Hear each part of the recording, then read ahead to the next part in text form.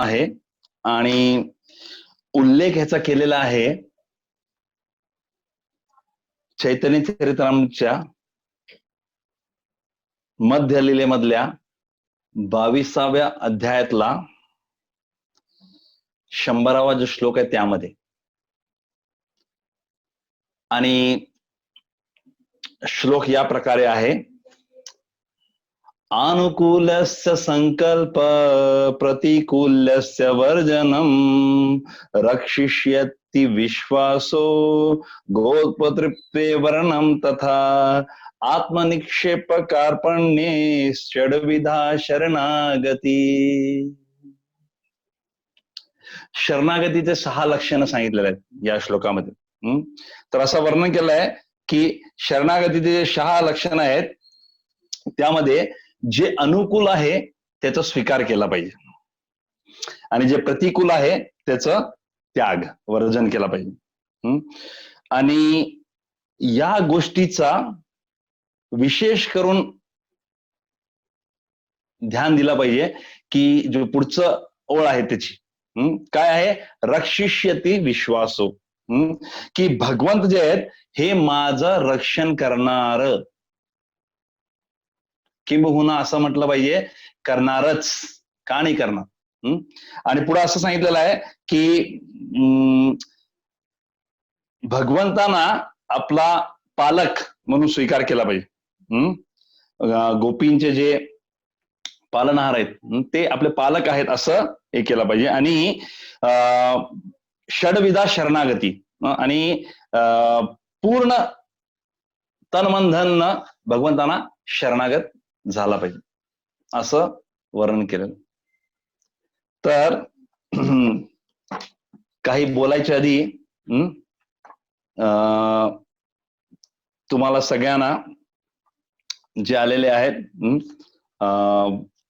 भगवंतांचं जे विशेष असं दर्शन आहे ते मिळणार आहे नंतर. राधा वृंदावन चंद्रच आमच्या घरचं अल्टरच. काय आज भक्त कोण समोर नाही आहेत तर भगवंत ऐकायला लागले समोर बसून. कारण सेवक पुढे बसलेत आणि स्वामी जे आहेत ते पुढे आहेत आणि मी त्यांना त्यांच्या समोर सांगायला लागलोय तुम्हाला की ते आपलं रक्षण करणार, याविषयी काही शंका ठेवायचं कारणच नाही. तर असं आहे की ओम अज्ञानतिमिरन्धस्य ज्ञानांजन शलाकया चक्षुरुन्मिलितं येन तस्मै श्री गुरुवे नमः. मूकं करोति वाचालं पंगुं लंघयते गिरिं यत्कृपातमहं वन्दे श्री गुरु दीनतारिणं परमानंद माधवं श्री चैतन्य ईश्वरम् अददनस्त्रं दंतरिदं याचे पुनः पुनः श्रीमद्रूपपदाम्बुज धुलिस्यां जन्म जन्मनी.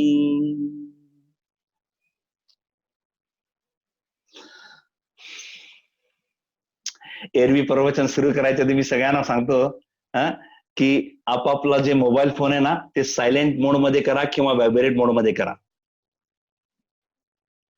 जर प्रवचनाच्या दरम्यान कोणाचा फोन वाजला तर मी त्याला पुन्हा विनंती करणार की तुम्ही आपला मोबाईल फोन सायलेंट मोड मध्ये किंवा व्हायब्रेट मोड मध्ये केला पाहिजे. पण आज अशी परिस्थिती येणार नाही, कारण जिथं तुम्ही बसून ऐकताय सगळे तिथं तुमचा फोन वाजला तर मला डिस्टर्ब होणार नाही. इथं एरवी मंदिरमध्ये असते की मला डिस्टर्बन्स व्हायचं, कोण जो पण प्रवचन करायचं त्याला हा प्रसंग येतोच.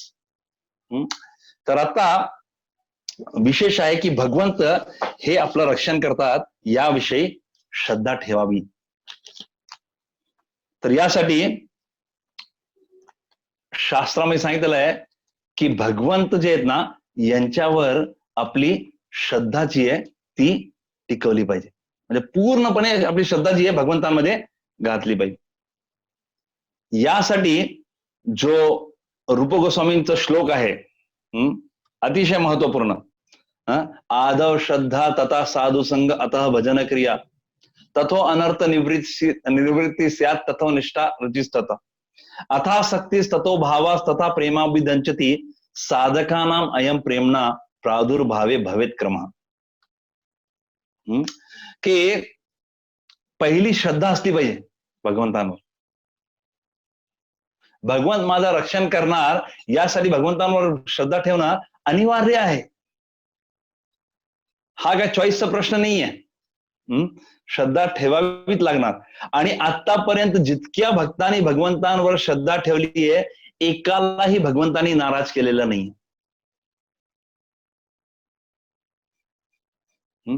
जसं एका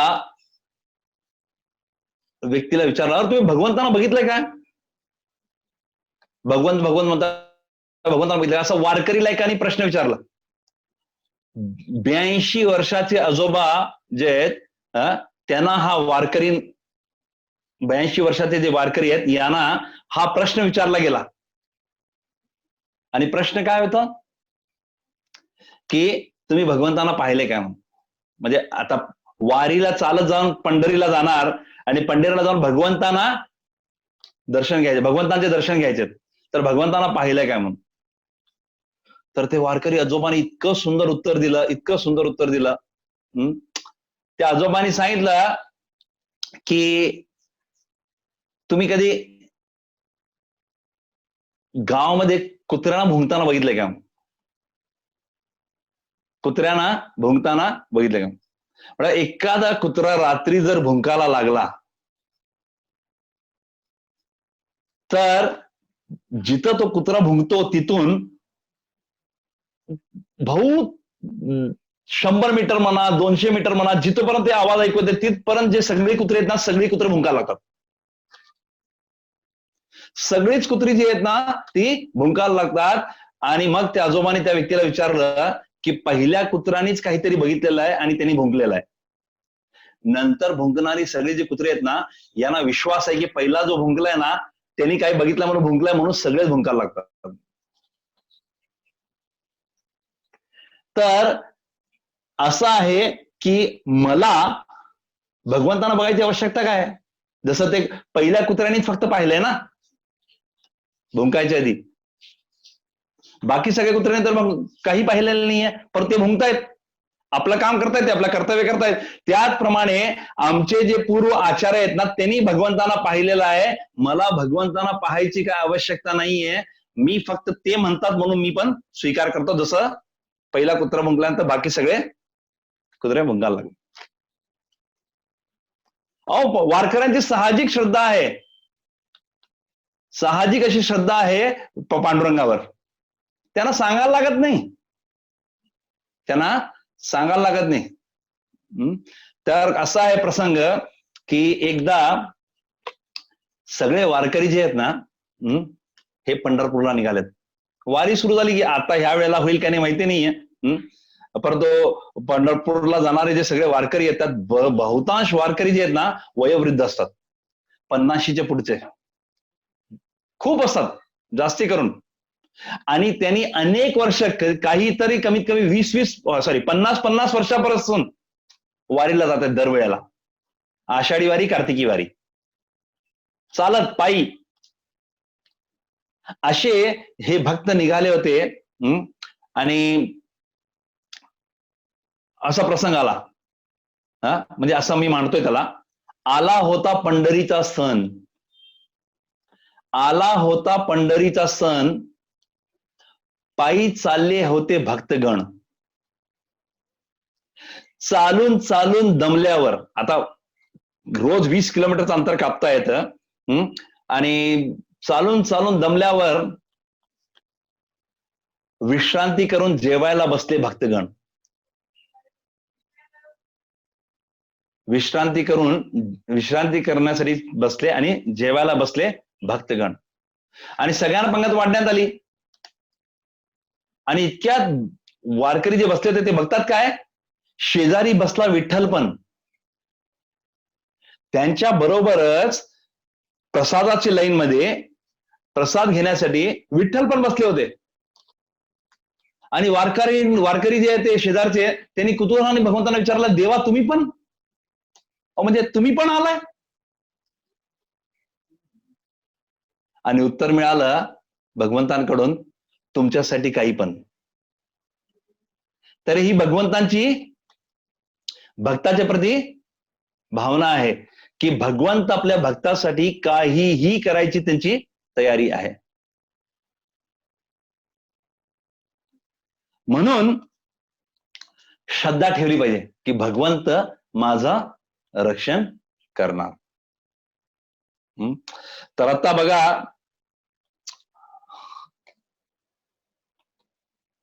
श्रीमद भागवतम मध्ये प्रसंग आहे गजेंद्रच.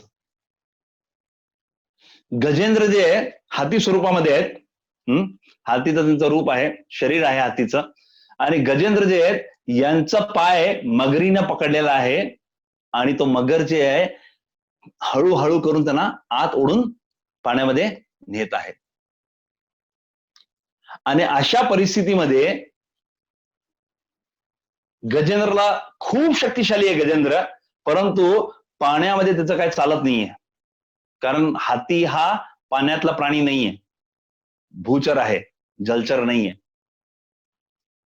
अशा या गजेंद्रला जेव्हा तो मगर आत ओढून ओढून न्यायला लागला हळूहळू, तर गजेंद्रनी पाहिलं की आता आपल्याला काही आपल्या शक्तीचा उपयोग होणार नाहीये, काही होणार नाहीये, एकच व्यक्ती आपलं रक्षण करू शकतो, जो आहे भगवंत. आणि अशा परिस्थितीमध्ये गजेंद्रनी समोरच असलेला एक कमळचं फूल जे आहे ते तोडलं आणि आपल्या सोंडीत धरून ते भगवंतांना अर्पण केला.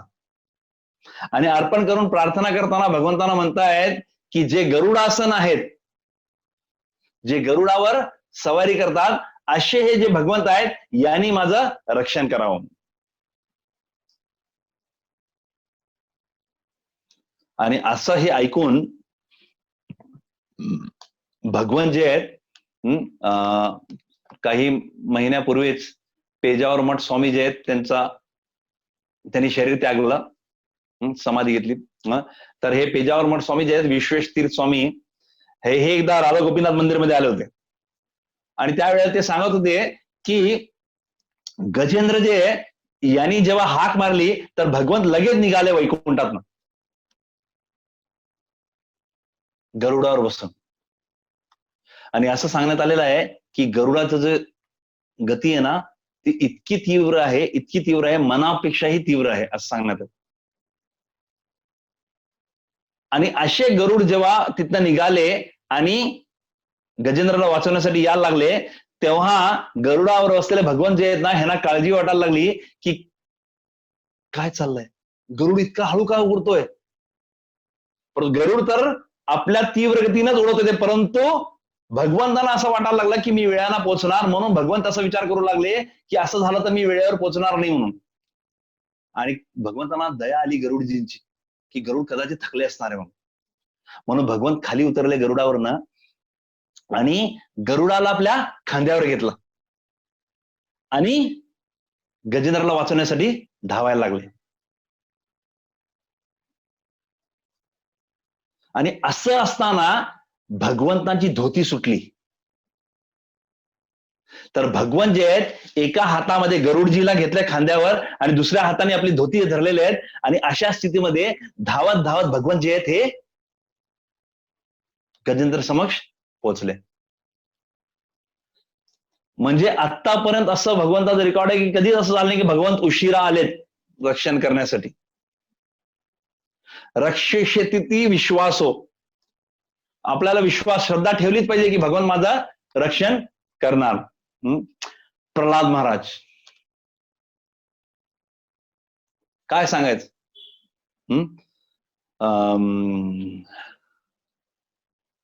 बाहेरचा कोण असेल तर काय तर म्हणता येतं, घरचाच वैरी बाप आणि तुम्हाला रक्ताचा वैरी, स्वतःचा बापच जो आहे तो दुश्मन, आणि जाणी दुश्मन जीवे मारण्यासाठी प्रयत्न करणारा. असे जे हे प्रल्हाद महाराज आहेत, यांना हिरण्यकशिपूने अनेक प्रकारे मारायचा प्रयत्न केला, अनेक प्रकारे.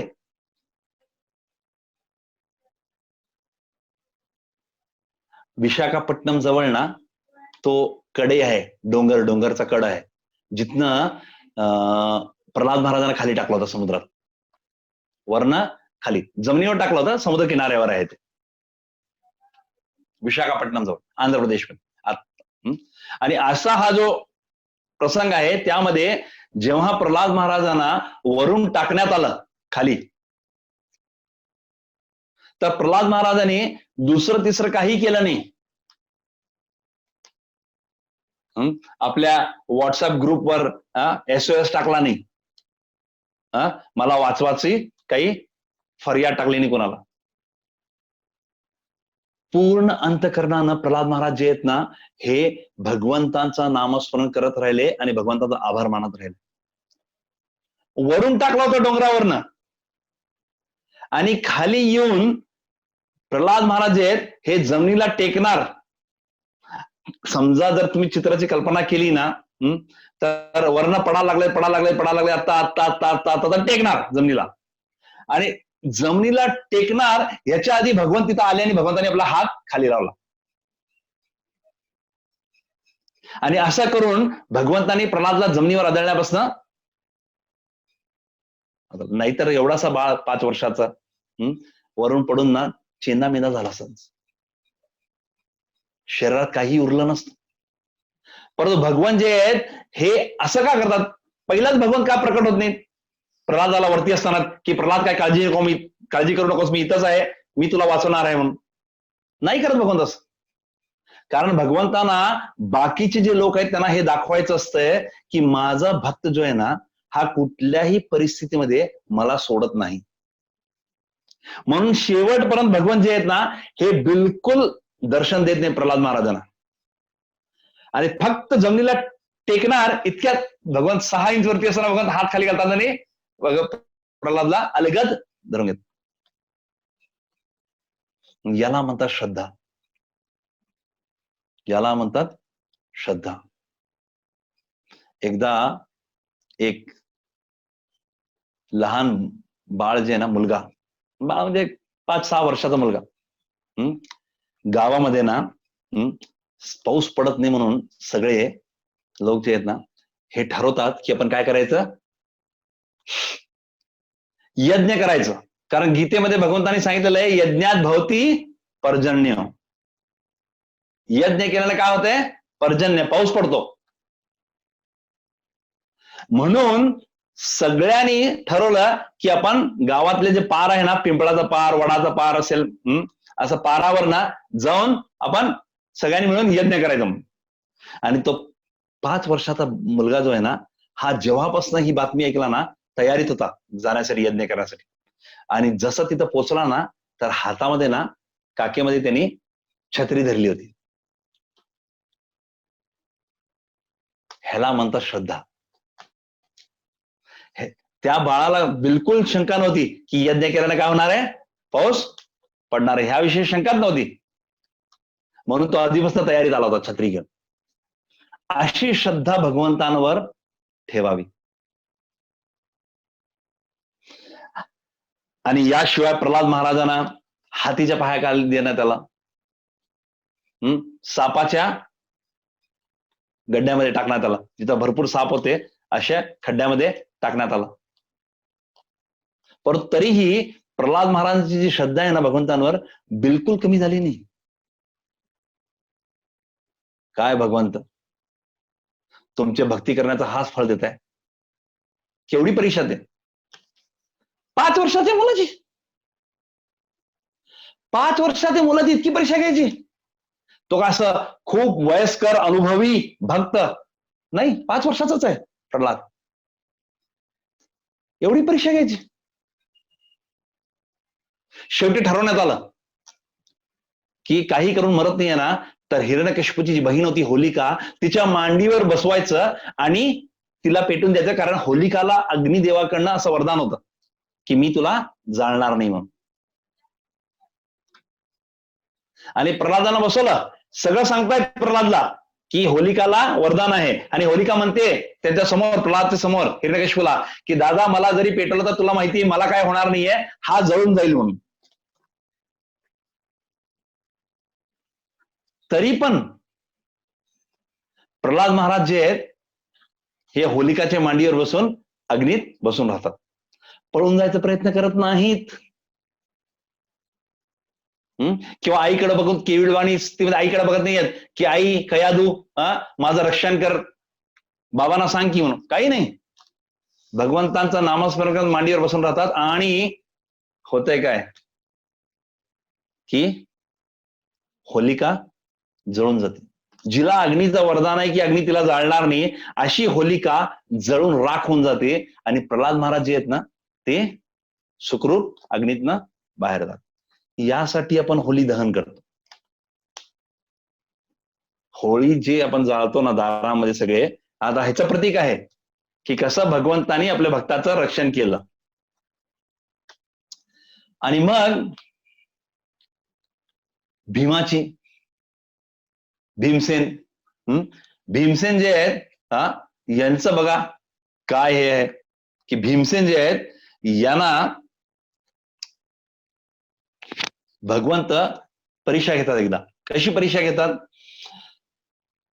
वनवासामध्ये असताना एक दिवस दुर्योधनच्या सांगण्यावरून दुर्वास मुनी जे आहेत ना ते आपले 60,000 शिष्यांबरोबर, कोण 60,000 म्हणताय, कोण 10,000 म्हणताय, पण दोन्ही संख्या कमी नाहीये. 10,000 लोक एकत्र आले ना तरी एकदम तयारी करणं अवघड आहे, आणि 60,000 आले तर पण अवघडच आहे. असे हे जे दुर्वास मुनी आहेत यांना दुर्योधन सांगतो की दुपारी या वेळेला तुम्ही युधिष्ठिर महाराजांच्याकडे जाऊन त्यांच्याकडनं तुमचे आणि तुमच्या शिष्यांसाठी माधुकरी भिक्षा मागायची की आम्हाला खायला वाढा. आणि ते कधी जायचं त्याचं टायमिंग सांगतो. आणि टायमिंग काय असते की अक्षय पात्र जे असते द्रौपदीकडं, जे तिला सूर्यदेवाने दिलेलं असतं, हा अक्षय पात्र एकदा द्रौपदी खाल्ली ना तर त्या वेळेसाठी त्या ह्याच्यातनं आणखीन काहीही निघणार नसतं. अक्षयच पात्र आहे तरी. परंतु त्याची अट काय असते की एकदा द्रौपदी खाल्ली ना शेवटी, की द्रौपदी खाल्ल्यानंतर परत त्यातनं काही निघणार नाही.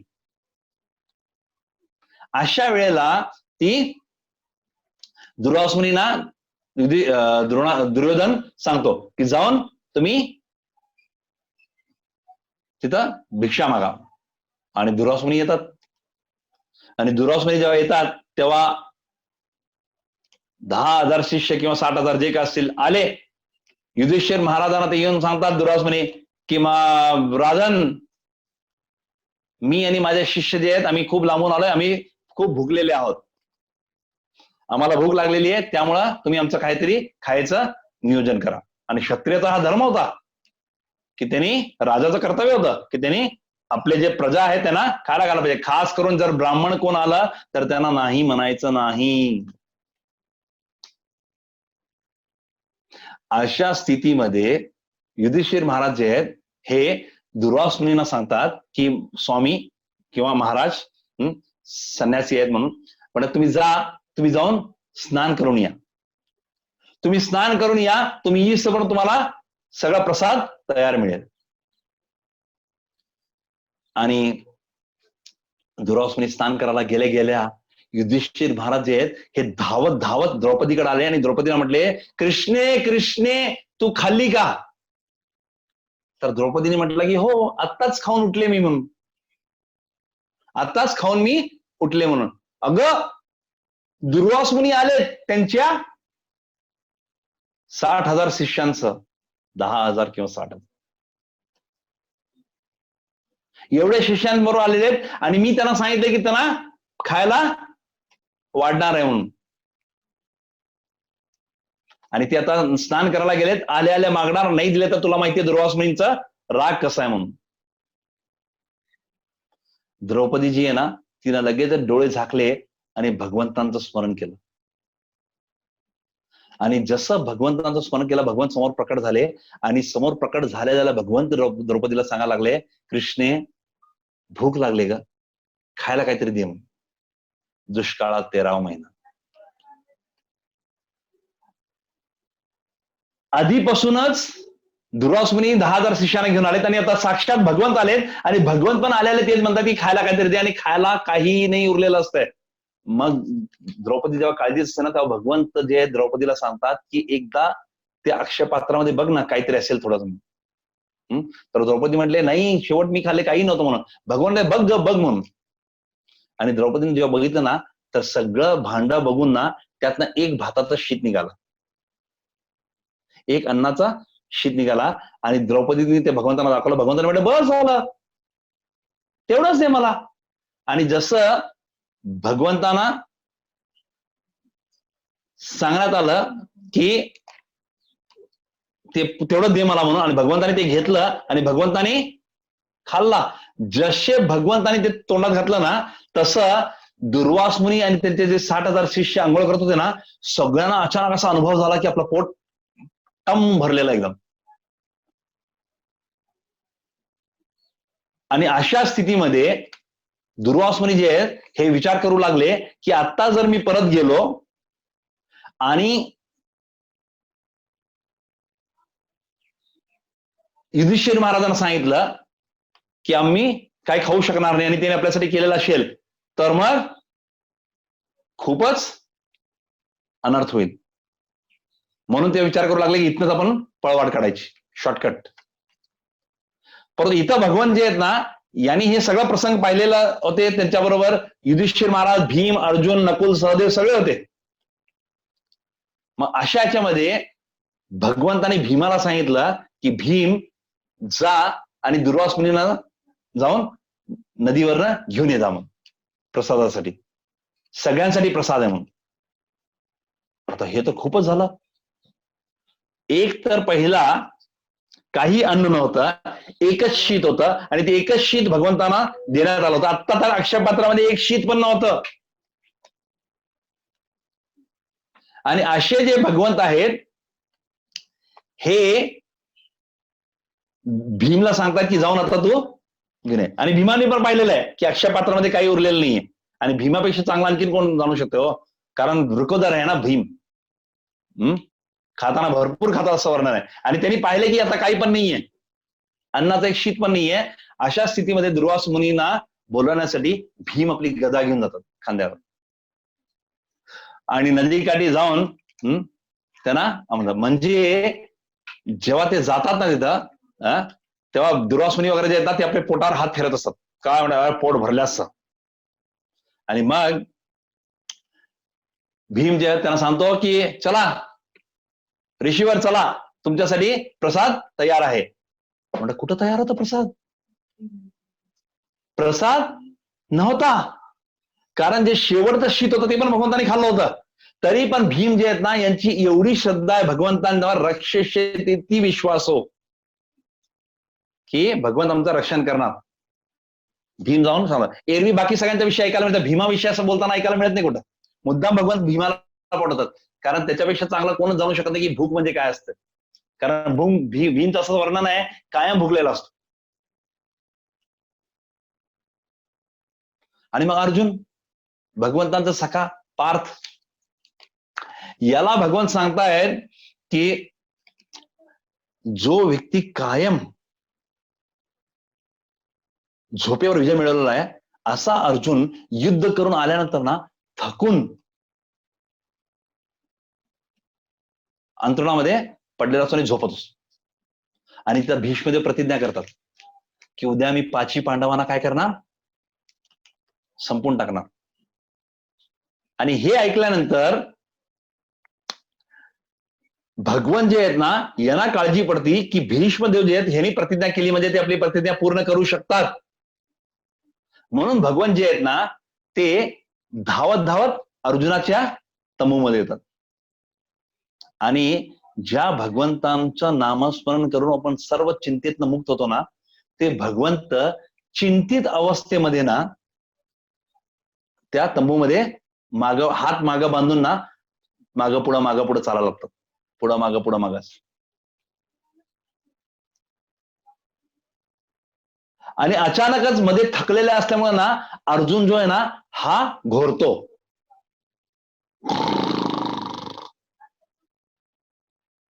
अर्जुन घोरल्यानंतर भगवान जे आहेत ना हे अर्जुनकडे येतात आणि अर्जुनला खडबडून जागा करतात हालून.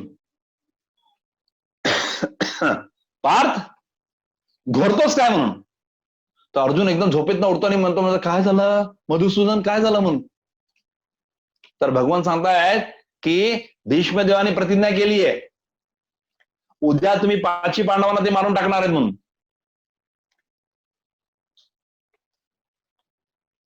अर्जुन म्हणतो, एवढंच ना, तुम्ही आहे की, आणि परत झोपी जातो. ज्या व्यक्तीने हे पाहिलेलं आहे की भीष्मदेव यांची प्रतिज्ञा म्हणजे काय आहे आणि आपल्या प्रतिज्ञाचं पालन करण्यासाठी भीष्मदेव कुठल्या स्तराला जाऊ शकतात, असा अर्जुन जो आहे हा पुन्हा झोपी जातो. कारण त्याची भगवंतांवर एवढी श्रद्धा असते, एवढी श्रद्धा असते की तुम्ही असताना काय काळजी करायचं. आणि भगवंत पण म्हणतात, काय माझे भक्त इथं मला काळजी वाटायला लागली आणि ह्याला काय काळजीच नाही. तर असा अर्जुन, असाच प्रसंग पुन्हा एकदा येतो रामायणमध्ये. बाली आणि सुग्रीवचं युद्ध. बाली सुग्रीवच्या युद्धामध्ये बाली जो आहे हा सुग्रीवर भारी पडत असतो, कारण बालीला वरदान असतो.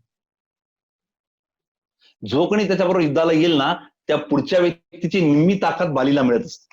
पहिलाच बालीकडे खूप ताकद असते आणि त्यात जर पुढच्या व्यक्तीची निम्मी ताकद मिळाली, सोने पे सुहागा. आणि अशा स्थितीमध्ये बाली जो आहे हा मारून मारून सुग्रीवचा ना चेंदा मेंदा करून टाकतो. आणि रामचंद्रांनी वचन दिलेलं असतं सुग्रीवला की मी आहे तुझा, त्याला ललकार, त्याला पुकार, त्याला युद्धाला बोलव, त्याला आमंत्रित कर आणि मी तुझं रक्षण करीन म्हणून. आणि होत नाही. सुग्रीव भरपूर मार खाऊन ना पळत परत येतो ऋषमुख पर्वतला, कारण बालीला शाप असल्यामुळे बाली ऋषमुख पर्वतवर येत नसतो. अशा स्थितीमध्ये सुग्रीवला पुन्हा त्यांच्या गळ्यामध्ये एक हार घालून सांगण्यात येते की आता परत जा आणि परत जाऊन बालीला तू आव्हान दे म्हणून.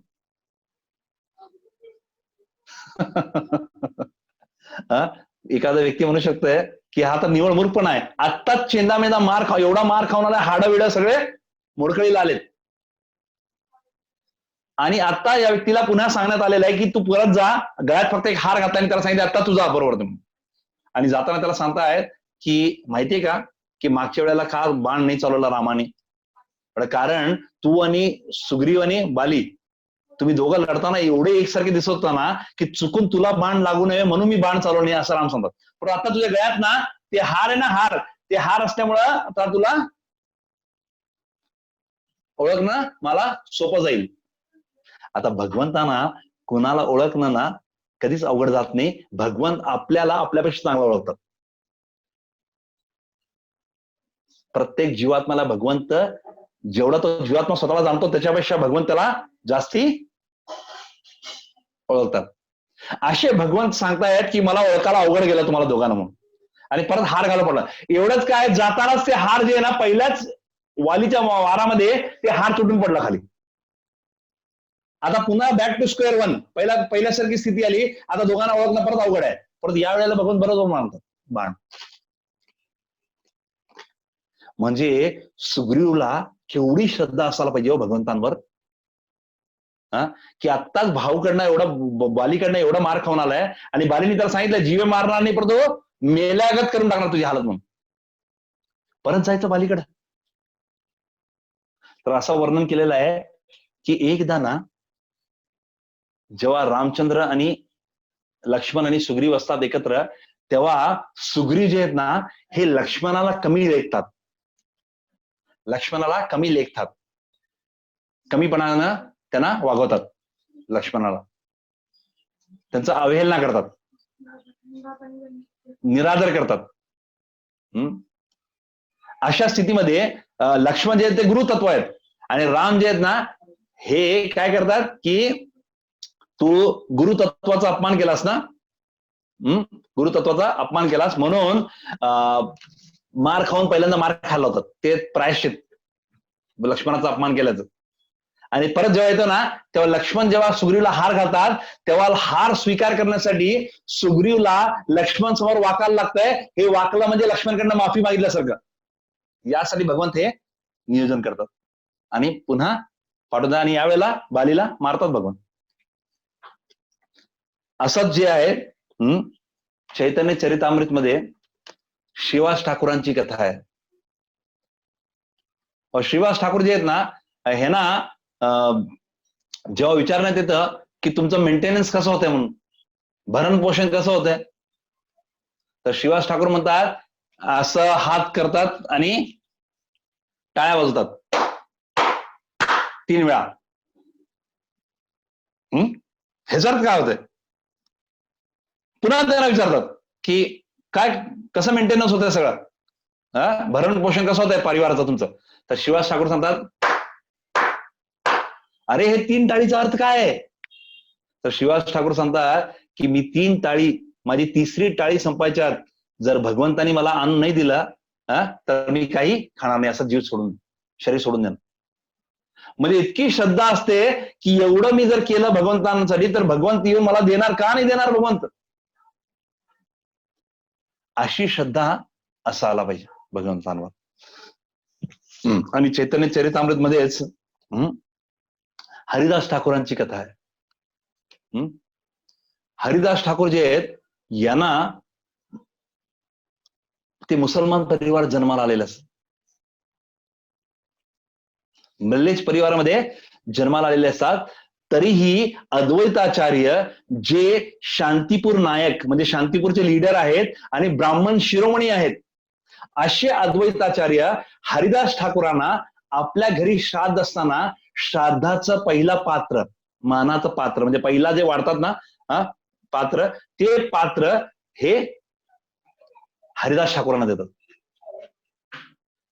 आणि जेव्हा असं ते करण्यात येते ना, तेव्हा बाकी सगळे ब्राह्मण जे आहेत ना ते इतके रागावतात की म्हणजे हा तर मलेच परिवारात जन्मलेला आहे, याला तुम्ही श्राद्ध पात्र देताय, मानाचं हे. आणि त्यातला एक जो ब्राह्मण असतो ना, कर्मठ असतो खूप, त्याचं नाव असतं गोपाल चक्रवर्ती. हा गोपाल चक्रवर्ती, गोपाल चपल पण म्हणतात, गोपाल चक्रवर्ती जो आहे ना, हा आव्हान देतो की एवढा सन्मान यांना दिलेला आहे, हरिनामाच्या विषयी एवढं बोलायला लागलेत की हरिनाम जप केल्याने आणखीन काहीही करायची आवश्यकता नाहीये. जर हे जे बोलावलेत हे जर खरं असेल ना, तर खरं नसेल तर मी माझं नाक कापून टाकेन, असं गोपाल चपल सांगतो. आणि असं वर्णन केलंय की गोपाल चपल जो आहे ना, गोपाल चक्रवर्तीचं नाक जे आहे ना, हे चाफेकळी, चाफ्याची जी कळी असते ना, असं तिची नाक असते, खूपच देखणी. तो म्हणतो की जर हरिनामाचं जे हे अतिशयोक्ती वर्णन करायला लागलेत, हे जर सत्य नसेल ना तर मी माझं नाक कापून टाकेन, सत्य असेल तर. आणि हरिदास ठाकूर त्याला सांगतात की एवढंच काय म्हणजे जर हे जर खोटं असतं ना तर मी स्वतः आपलं नाक कापून टाकतो म्हणून. काय श्रद्धा भगवंतांवर, भगवंताच्या नावावर. अशीच कथा आहे आपल्या महाराष्ट्राचे महान जे संत आहेत तुकाराम महाराज. तुकाराम महाराज आहेत, यांच्याविषयी असं सांगण्यात आलंय की भगवंतांच्या भक्तीमध्ये इतके तल्लीन राहायचे ना, त्यांना बाकीचं काय लक्षातच राहायचं नाही, बाकीचं काही लक्षातच राहायचं नाही. त्यामुळं जे पण काम करायचे ना तिथं नुकसान व्हायचं, वरकरणी असं दिसायचं सगळ्यांना, नुकसान व्हायला लागलं. तुकाराम महाराज जे आहेत, जे काही धान्याचं रक्षण करतात आणि धान्य पिकतं, ते धान्य सगळं घेऊन आल्यानंतर त्यांच्या वाटणीला भरपूर धान्य आलेलं असतं. पहिल्यांदा काय होतंय, गुरं सगळं खाऊन जातात, परंतु विठ्ठल जाऊन पुन्हा ते जी सगळी झाडे हे असतात, सगळं शेत असते, पुन्हा पुनर्जीवित करतात. आणि अशा स्थितीमध्ये तुकाराम महाराज जे आहेत ना, जे काही वाटणी त्यांना मिळते दुसऱ्या वेळेला, जेव्हा पांडुरंग जे आहेत हे मध्यस्थी करून सगळं मोठं खूप वाटणी मिळते त्यांना त्याच्या वाटणीला, तेव्हा ती वाटणी सगळी तुकाराम असंच वाटून देतात. त्यांची पत्नी असते ना आवडी, ती सांगायला द्या ओ असं कसं करताय म्हणून, घरी मुलं बाळा आहेत ते खायचा विचार करता का नाही त्यांचं म्हणून. तर तुकाराम सांगतायत असेल हरी तर दिल खटल्यावरी. जर भगवंत असतील ना तर ते काय करतील, मी खाटवर बसून राहिलं तर पण मला देते, अशी श्रद्धा असायला पाहिजे. पण तो तुकाराम महाराजांसारखं आपण करू शकत नाही. आपण असं म्हणू शकत नाही इव्हन लॉकडाऊन मध्ये मी घरी बसून राहणार आणि मला खायला मिळेल, कारण आपली श्रद्धा त्यांच्या एवढी विकसित नाहीये. आपल्याला त्यांचं अनुसरण करायचं, अनुकरण करायचं नाहीये. परंतु ध्येय तोच आहे की अशी श्रद्धा विकसित करायची आहे की असेल हरी तर देईल खटल्यावरी. तर हे तुकाराम महाराज जे आहेत ना, यांच्याविषयी असं सांगितलंय की त्यांची पत्नी जी तिने अवली ही त्यांना सांगायची, अहो कुठल्या 2 डोंगरावर जाणार आहात आज, देहूपाशी 2 डोंगर आहेत, भामा आणि आणखीन एक भंडारा, भामा आणि भंडारा, दोन्हीपैकी ना कुठल्या डोंगरावर जाणार ते सांगून जा, कारण मला तुमच्यासाठी जेव्हा जेवण घेऊन यायचं असतं ना तर मला पहिला ह्या डोंगरावर चढायला लागतंय, एक डोंगर भामावर चढलं की कळतंय की तुम्ही आज भंडाऱ्यावर गेलाय. मग परत मला ते उतरून यायला लागतं आणि परत भंडाऱ्यावर जायला लागतंय, त्यामुळं मला सांगून जाताना म्हणून. तर तुकाराम मला सांगतात की अगं अवली एवढं काय काळजीचं कारण नाहीये, तू चालत चालत तिथपर्यंत ये जिथं या दोन्ही डोंगराला जायला वाट विभागतात, एक भामाला जातो आणि एक भंडाऱ्याला. तिथपर्यंत यायचं आणि 2 पावलं भंडाऱ्याकडे जाणारे रस्त्यावर पुढे जायचं आणि जमिनीला कान लावायचं. ज्या जमिनीतनं विठ्ठल विठ्ठल असा आवाज येत असेल ना त्या बाजूला मी गेलं असेल असं समजायचं. जर भामाच्याकडे 2 पावलं पुढे गेलीस आणि लावलीस कान जमिनीला आणि विठ्ठल विठ्ठल ऐकू आला तर मी या रस्त्याला गेलं समजायचं, नाहीतर मग भंडाऱ्याच्या बाजूला. परंतु आपली अशी श्रद्धा आहे का, आपण चालत गेलं तर असं काही रस्त्यावरनं ऐकू येते का? म्हणून आपल्याला अनुकरण करायचं नाही, अनुसरण करायचं. जे त्यांनी सांगितलं ना त्याचं अनुसरण करायचं. असेच हे जे तुकाराम महाराज आहेत, एकदा आजारी असल्यामुळे ना तुकाराम महाराजांना वारीला जाता येत नाही. पण शेजारचा व्यक्ती जात असतो म्हणून तुकाराम महाराज काय करतात, चिठ्ठी लिहून पाठवतात विठ्ठलाला. विठ्ठलाला चिठ्ठी लिहून पाठवतात आणि चिठ्ठीमध्ये लिहितात, विठ्ठलाला कारण लिहितात. तर माझ्या शब्दामध्ये मी त्याला असं एक काव्य रूप सारखं दिलेलं आहे. असं असणार कदाचित, शरीर साथ देत नाही म्हणून यावेळी येत नाही, कारण आजारी असत जाऊ शकत नाही. आणि तो व्यक्ती जो आहे तो लाईन मध्ये उभा राहतो. तुकाराम महाराज त्या व्यक्तीला पत्र द्यायला गावाच्या वेशीवर आलेले असतात, वेशीवर येऊन त्या व्यक्तीच्या हातात पत्र देतात आणि तो व्यक्ती पत्र घेऊन चालत देहूहून पंढरपूरला येतो आणि पंढरपूरला येऊन लाईन मध्ये उभा राहतो. आणि एक कदाचित त्यावेळेला गर्दी कमी असणार समजा, किंवा ह्याच्यावर जास्ती पण असेल, समजा एक 10-12 तासानंतर त्याचा नंबर आला आणि तो विठ्ठलच्या समोर जातो आणि जाऊन विठ्ठलला सांगतो की पत्र दिलंय तुमच्यासाठी तुकोबाने. आणि तो पत्र जो आहे तो विठ्ठलांच्या समोर वाचून दाखवतो विठ्ठलाला. आणि जसं विठ्ठल ऐकतात की तुकाराम महाराज येणार नाही, ऐकलं विठ्ठल जे आहेत ना हे आपल्या आसनावर खाली उतरतात आणि बाहेर जायला लागतात. जाताना आपल्याला माहिती आहे बाहेर पडता येत नाही, विठ्ठलाला कुठं पण बाहेर पडता येते, परंतु विठ्ठल पण सगळं पालन करतात. जाताना रुक्मिणीच्या मंदिरपाशी जातात आणि रुक्मिणी एकदम बसून विठ्ठलाला एकदम लागून म्हणजे अरे अहो तुम्ही कुठं चाललाय म्हणून. तर विठ्ठल सांगतात की माझं मन लागत नाही, तुकोबा येणार नाही ह्या वेळेला, त्यामुळं आता मी निघालो देहूला म्हणून. तर रुक्मिणी जी आहे ना ही समजूत घालते पांडुरंगाची की तुम्ही गेला तर बाकीचे आलेले भक्त जे आहेत ना ह्यांचं कसं होणार, म्हणून तुम्ही एक काम करा, तुम्ही जाऊ नका, गरुडाला पाठवून द्या म्हणून. आणि गरुड जे आहेत ना, हे तीव्र गतीने उडत जातात आणि जाऊन देहूला. आता तुकाराम महाराज अजून गावाच्या वेशीवरच वाट बघत बसतात, कारण त्यांना पूर्ण श्रद्धा असते की जसं तो वारकरी जो आहे हे विठ्ठलासमोर जाऊन सांगणार, विठ्ठल लगेच येणार मला घ्यायला. अशी श्रद्धा असायला पाहिजे भगवंतांवर. आणि जेव्हा गरुडजी आले आणि गरुडजी येऊन सांगायला लागले तुकोबांना की बसा, चला आपण जाऊया म्हणून पंढरपूरला, व्याकुळ झाले तुमच्यामुळे ते, तुम्ही आला नाही म्हणून. तर अशा स्थितीमध्ये तुकोबा जे आहेत त्याला सांगतायत गरुडजींना की वांछा कल्पतरुभ्यश्च कृपा सिंधुभ्येव च पतितानां पावनेभ्यो वैष्णवेभ्यो नमो नमः. वैष्णव तुम्ही सगळे इच्छा पूर्ण करणारे आहात, सर्वांची सर्व इच्छा पूर्ण करू शकता, माझी पण करू शकता, परंतु मला माफ करा, मी तुमच्यावर सवारी करू शकत नाही. का?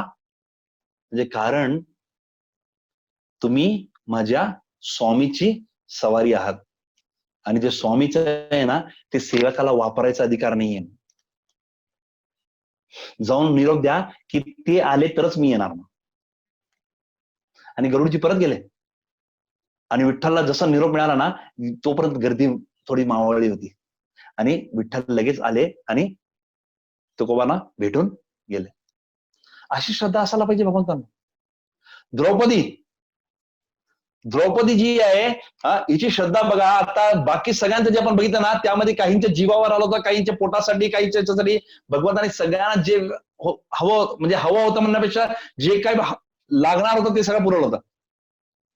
अनन्यस चिंतयन्तो माम ये जना पर्युपासते तेषां नित्याभियुक्तानां योगक्षेमं वहामि अहम्. तर मग द्रौपदीचं जे आहे ना तिचं वस्त्रहरण होणार, परपुरुषासमोर तिला विवस्त्र करण्यात येणार. आणि एका स्त्रीसाठी परपुरुषासमोर विवस्त्र होणं म्हणजे मृत्यूच्या पेक्षाही पलीकडची गोष्ट. आणि अशी जी द्रौपदी आहे ना हिला सभेमध्ये आणून जेव्हा दुःशासन जो आहे हे तिची साडी ओढायला लागला ना तर द्रौपदीने काय केलं? कृष्ण कृष्ण महाबाहो कृष्ण कृष्ण,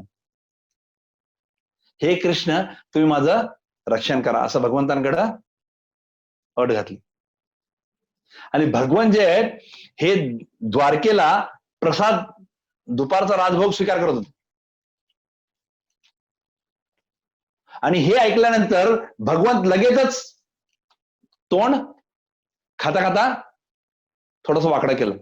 रुक्मिणी जी समोर बसली होती ना तिला एकदम काळजी वाटायला लागली. म्हणजे काय झालं नाथ, म्हटलं काय बरोबर नाही बनलंय का म्हणून स्वयंपाक. तर कृष्ण म्हणते नाही नाही असं नाहीये म्हणून. मग म्हणजे काय झालं, अगं कुरु राज्यसभेमध्ये ना मग द्रौपदीचं वस्त्रहरण झालंय. मग तुम्ही गेलं पाहिजे की म्हणून, तुम्ही गेलं पाहिजे म्हणून. परंतु सुरुवातीला प्रसंग असा होता की द्रौपदी बाकी सगळ्यांना बोलवत होती, पांडवांना सांगत होती, भीष्मांना सांगत होती, द्रोणाचार्यांना सांगत होती, सगळ्यांना सांगत होती की तुम्ही माझं रक्षण करा म्हणून. मग भगवान पुन्हा खायला लागले. आणि जेव्हा द्रौपदीने भगवंतांना हाक मारली की कृष्ण तुमच्याशिवाय माझं रक्षण कोणी करू शकत नाही, तेव्हा भगवंत एक क्षणाचाही विलंब न करता तिथं पोहोचले आणि भगवंताने साडीची सप्लाय सुरू केली. असं वर्णन करतात काही लोक, जे आचार्य आहेत ते काही असं वर्णन करतात की 36,000 मीटर साडी सप्लाय केली होती. म्हणजे खूप मोठी आहे. दुःशासन सारखं 10,000 हातीचा बल असलेला व्यक्ती जे आहे ना हा दमला साडी ओढून ओढून,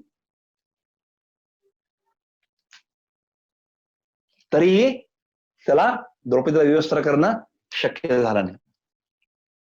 असे असंख्य उदाहरण आहेत शास्त्रामध्ये जिथं भगवंतानी भक्ताचं रक्षण केलेलं आहे. परंतु आत्ताची ही जी स्थिती आहे, कोविड-19 कोरोना व्हायरस पासून झालेला हा जो महामारीचा थैथयाड चालू आहे सगळीकडे. लोक अक्षरशः घाबरून गेलेत.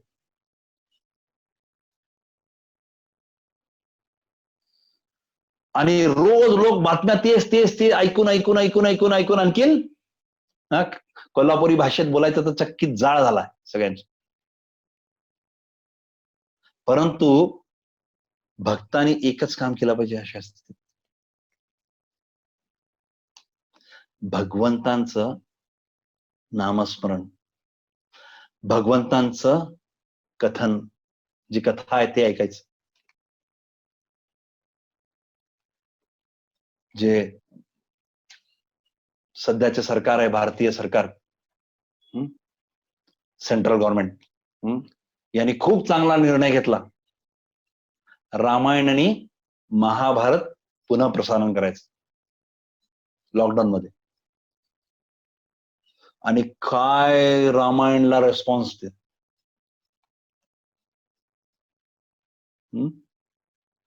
इतक्या वर्षानंतर पण रामायण जेव्हा दाखवण्यात आलं, बाकी सगळे जे धारावाहिक वगैरे होते ना, सगळ्यांच्या टीआरपी खाली आलं. रामायणनी सगळ्यांना मागा टाकलं. म्हणजे अजून पण काय आहे, रामायण जे आहे ते अजून तेवढंच पॉप्युलर आहे.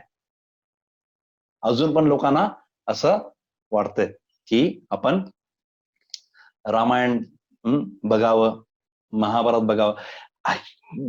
कंटिन्यू लाट आले टीव्हीवर आता सध्या. आमच्याकडे टीव्ही नाहीये, पण जे कोण ज्यांच्याकडे पण आहे त्यांच्याकडनं, किंवा कधी कधी मला कळलं तर आम्ही पण मोबाईलवर नेटवर बघतो. ते पण काही धारावाहिक जे आहेत चांगले आहेत एकदम अतिशय. नवीन पिढीला इतका फायदा झालाय, कारण नवीन पिढीतले जे मुलं आहेत त्यांना रामायण महाभारत मधले पात्र पण माहिती नव्हते. जुन्यांना माहिती असेल अशी अपेक्षा करून सांगायला लागलोय मी. माहिती केली पाहिजे आपण आपल्या धर्माविषयी काय आहे. तर असं जर आपण या स्थितीमध्ये सगळ्यांनी एकत्र येऊन, मध्येच आपले जे पंतप्रधान आहेत नरेंद्रभाई मोदी यांनी सगळ्यांना सांगितलं होतं की एकदा सगळे टाळी वाजवा, एकदा प्लेट वाजवा किंवा घंटी वाजवा, शंख वाजवा, दिवे लावा एकत्र. कारण सगळे एकत्र आलो ना आपण, एकत्र येऊन असं काही कार्य केलं ना, तर त्याचा खूप मोठा असा इम्पॅक्ट होतो, असरदार प्रभाव पडतो खूपच. मग समजा आपण सगळे भक्त जे आहेत, सगळी जनता, जनसामान्य सगळे आपण एकत्र आलो आणि आपण एकत्र येऊन भगवंतांना नमन केला, भगवंतांचं आपण नामस्मरण केलं, भगवंतांची कथा ऐकली, जसं आता तुम्ही सगळे ऐकत आहात. तर हा कोरोना व्हायरस जो आहे ना, हा वरदान ठरेल. नाहीतर आधी आपल्याला वेळच मिळायचं नाही, वेळच मिळायचं नाही बरेच लोकांना याला. अजून पण बाहेरच्या लोकांना तुम्ही जाऊन सांगितलं ना, तर ते म्हणतात की कुठं वेळ असते हो, सकाळपासून एवढे काम, तर कामवाली पण येत नाही, आता सगळं काम घरीच करावं लागतंय, त्यामुळे वेळच नसते मला. आता काही कारण नाहीये. एकच उपाय आहे, भगवंतांना शरण जाणे. अननयस चिंतयन्तो माम ये जना पर्युपासते तेषाम नित्याभुक्तानाम योगक्षेमम वहामी अहम. भगवंत जे आहेत ना, हे आपल्याकडे जे कमी आहे ते पुरवतील आणि जे आहे त्याचं रक्षण करतील. हरे कृष्णा.